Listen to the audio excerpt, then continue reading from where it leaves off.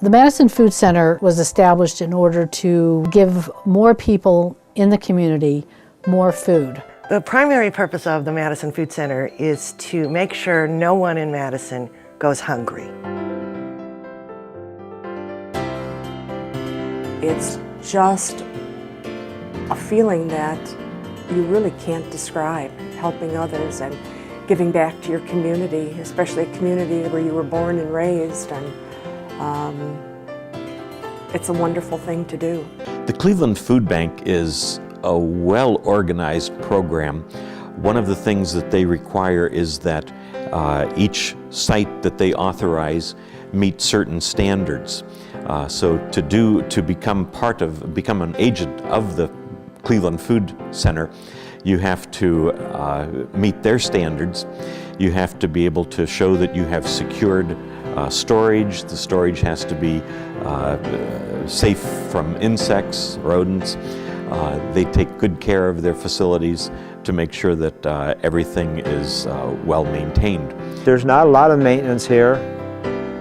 It's pretty easy to take care of, and everybody pitches in and keeps it swept up. We have vacuums. We've got wet vacuums in case we have a spill. We had to put together our plan, show how we would be funding the program, show how we would have secured areas for storage, and we were able to meet their fairly rigorous standards. If someone is in need of food, they can come to the Madison Food Center. The only thing that they need to do is bring a photo ID to say that they are who they say they are, and a piece of mail, an official piece of mail like a utility bill or something from the government to verify that they are a Madison resident. When a person comes in, they sit down with either Pat Stafford, the other co-director, or myself, and we go over the rules and regulations that the Cleveland Food Bank have established. We are not required to verify their financial records. When a person comes in and fills out the necessary paperwork, then we go and introduce them to someone who is a volunteer from one of the churches of the communities. They have a setup of the number of items that a person can take. Madison has had a lot of different ways to try to meet the needs of people that are short on food. For a long time, the different churches in town, many of them would have a small food pantry, and we'd be able to give several plastic bags of food to a family. Years ago, I think we just tried to feed them. Now we feed them and try to educate them. So we are really trying to get people in touch with agencies that can serve them, because truly most people, besides needing food, also need other things, job training or free health services. So we have people coming in and offering recipes, cooking demonstrations, information that people can take home with them. At the Food Center, we feed approximately 300 families a month. Originally, there were several smaller food pantries in churches, and people weren't able, through their own church, to provide what the Madison Food Center can. When we first started this food pantry 6 years ago, we were presenting them with 2 or 3 bags when they came in, depending on the size of the family. Now they are able to shop for themselves. We're lucky enough to have client choice. So we set it up by food groups. So we have all our fruits and juices together, all our vegetables are together.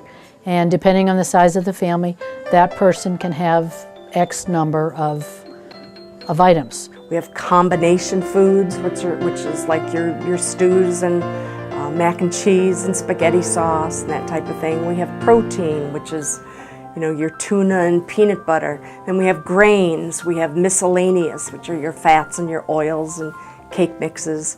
Everybody gets a bar of soap and toilet paper and bread and bakery, and then lots of produce.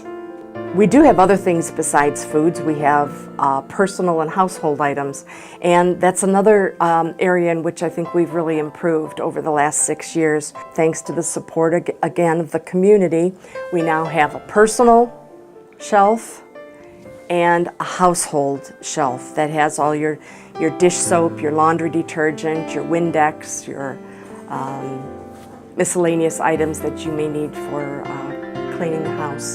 Things from the Cleveland Food Bank, of course nothing is expired, but if we get donations from the community, the dates are always checked. Even if we get some yogurt, milk that might be 3-4 days old, everything's fine and safe. Some of the meats that we serve, if it has an older date on it, that's the date it was frozen. The bottom line is your eyes and your nose and your taste is the final judge.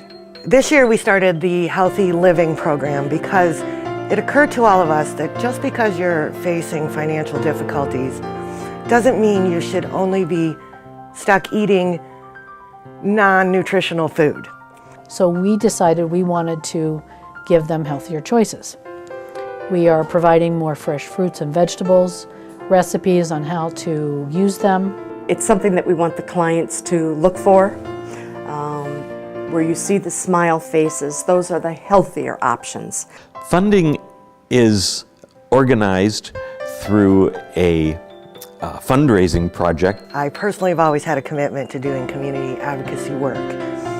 And living in Madison, the Food Center is a perfect example of a wonderful group of people. We get donations from the schools. The high schools, they'll sometimes have contests between the classes who can bring in the most for this or for that. The Rainbow Farms, which is over on Town Line Road, has donated thousands of dollars worth of produce to us over the years. We've also had good success in working with different organizations, such as Kohl's, who send a team over to help, and they give us some grant money, so it's a very good program to be involved with. Bendeluski's Meats donates about 4 times a year the sausage to us. A lot of people know that it is also almost more valuable to give cash because of our buying power. We can purchase a can of soup for a nickel through Cleveland Food Bank. We can get a whole case of cereal for 67 cents.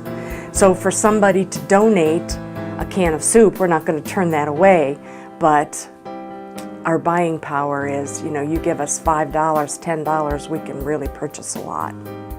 Many churches have the Food Center in their annual budget, so we receive monthly or semi-monthly payments from the churches to assist in the purchase of the food that we need to buy for the. When we first started, we had 9 churches who were involved in donating money and or volunteers. We have a tremendous amount of volunteers. We have teams of volunteers that come from each church. So there's probably 10 churches, easily 100 volunteers that come from those 10 churches. The support of the community is just overwhelming. And we had a great group of volunteer chefs. Some of them are nutritionists. Some of them are just volunteers at the Food Center. The churches of Madison have been very instrumental in making the Food Center operate. A few years ago, the Madison Food Center won the Innovative Food Pantry of the Year through the Cleveland Food Bank. Since that time, we won the Heritage Award by the Madison Perry Chamber of Commerce. Kohl's Department Store gave us a grant to go green a few years ago, and so we were able to purchase these bags that we have given to all of our clients, and many of our volunteers have these too. One of the most important things to me is to create an environment. To qualify for the Homebound home delivery program, right now our qualifications kind of are, if you're qualified for Meals on Wheels, you're qualified for our home delivery. And I believe their qualifications are somewhat loose.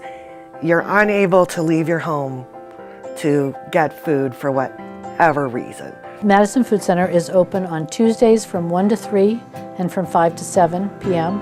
and on Fridays from 10 to noon. People can come in once every 30 days for food. We're considered an emergency food pantry.